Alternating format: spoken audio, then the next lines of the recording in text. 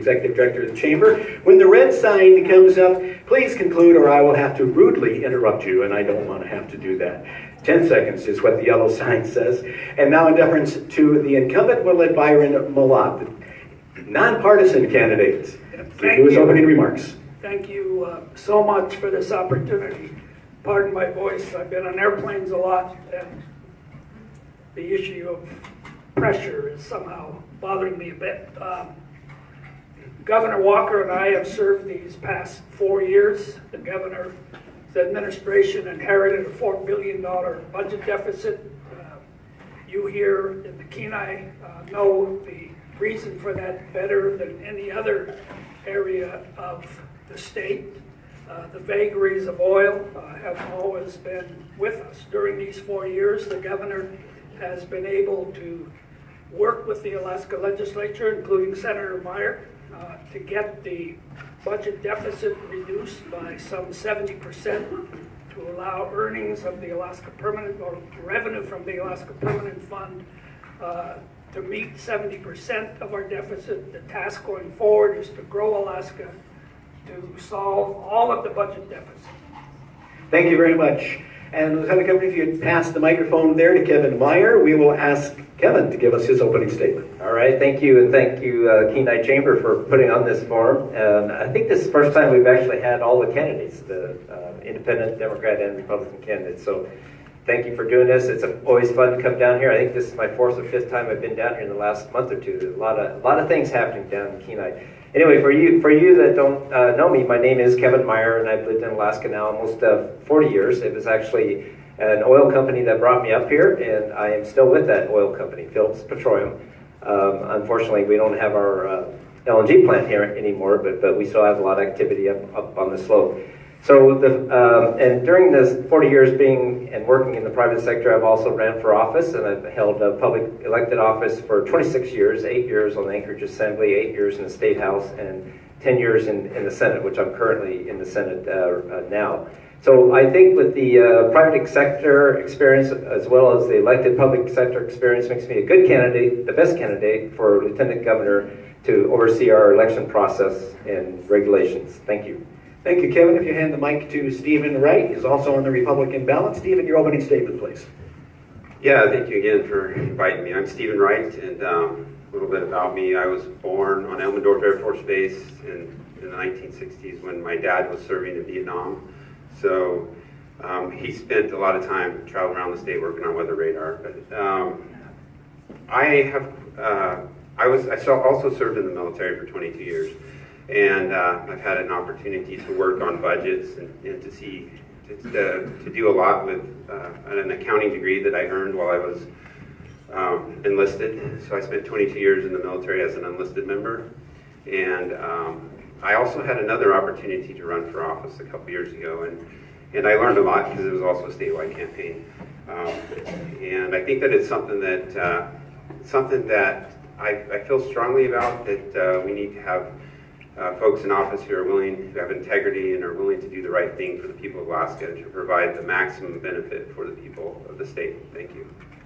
Thank you. And if we can pass the microphone all the way down here now, we'll have Deborah Call, the Democrat, ask her opening remarks. Please, Deborah.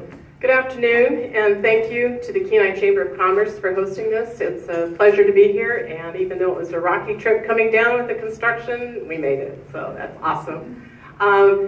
My name is Deborah Call, and I was born in Palmer, lived all my life in Alaska, went outside to school, got my MBA, came back to Alaska, and worked in rural economic development. In fact, that's where I met Byron at an organization called CEDC, Community Enterprise Development Corporation. Spent a lot of time in different villages, doing fish hatcheries, fur tanneries, small businesses, stores. So I understand the importance of small business throughout Alaska. And that's my passion. I've been in workforce development in the oil and gas industry for many of the owner companies here, as well as worked at Alyeska Pipeline. My commitment is to Alaska, and I look forward to talking with you more about it and give you my views on the questions that will be coming forward. Thank you.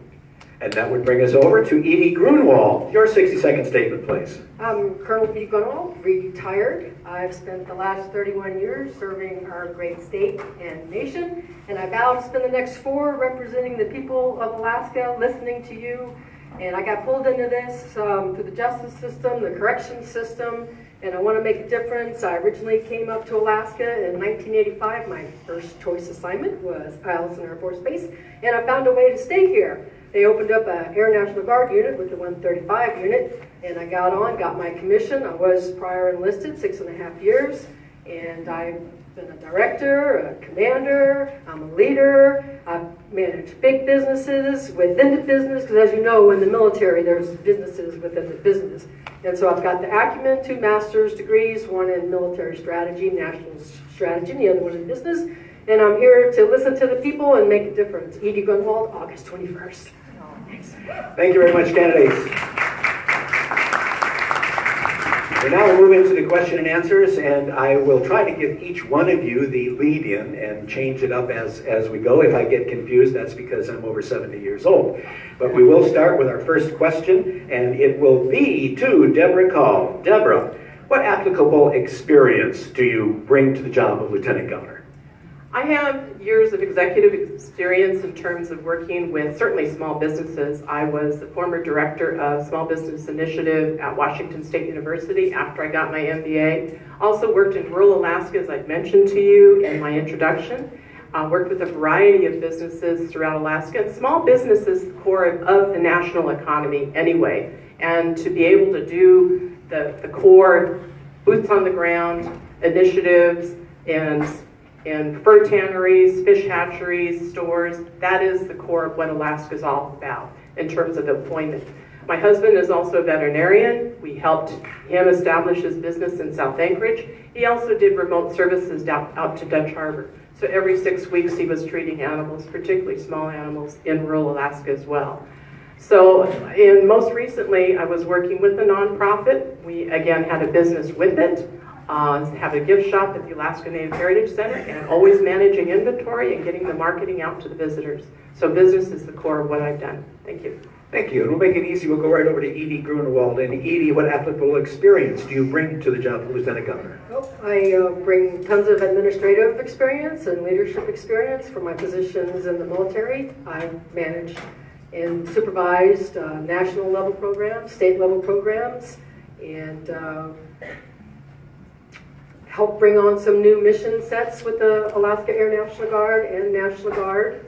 And I have, like I said, my education. I've managed supply, logistics, war plans, aircraft maintenance. I'm a prior machinist, and I love the trades, so I bring some business acumen, experience, leadership, and motivation, and I have an open ear. And I just want to, get in there. I manage regulations and written regulations, so I know what to look for. And thank you. Thank you. And Sharon Jackson, what is your experience with the job? My experience with the job, is working and listening with working people. So if you have not been through rough times, it's hard to be able to overcome these times. And I've done that in many aspects. I raised my son primarily by myself, and that's, we know the statistics were not in our favor. Kept him off the streets, out of jail, off drugs, and today he is a business owner of 15 years. So I would be vulnerable to the people. So you get to tell me what to do. You get to tell me how to represent you versus I know everything, so I know how to do this for you. Thank you.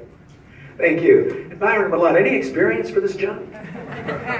Having held the job for close to 4 years, but in addition, I've lived my entire life including my entire work life in Alaska. Was an 8-year trustee and 5-year CEO of the Alaska Permanent Fund Corporation, CEO of an Alaska Native Corporation. Have been involved with many of the issues that are hugely important going forward. It was Governor Hammond who appointed me as chair of his reapportionment board when he was governor.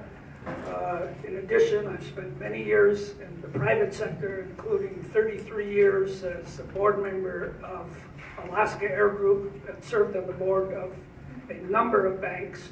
The Alaska Air Group thing, it was like they appointed me and then forgot about me, but it was an incredible run. Okay, thank you very much. And Kevin, the same thing about experience to the job of Lieutenant Governor. Please. Great, thank you very much. And yeah, I think my previous experience has made me perfect for the job of Lieutenant Governor. The job of the Lieutenant Governor is to work with the governor in trying to sell his or her, I guess it'd be his in this case, his ideas, his policy to the legislature. And they have the legislature then approve what the governor is trying to do in his vision. And so, as I mentioned, having 18 years in the legislature, I know the pressures, demands, and concerns that the legislators have, and I think I can help the governor sell his or her ideas to the House and to the Senate, and maybe we can avoid some of the special sessions that we had. And then also too, frankly, heaven forbid, the lieutenant governor needs to be able to step in for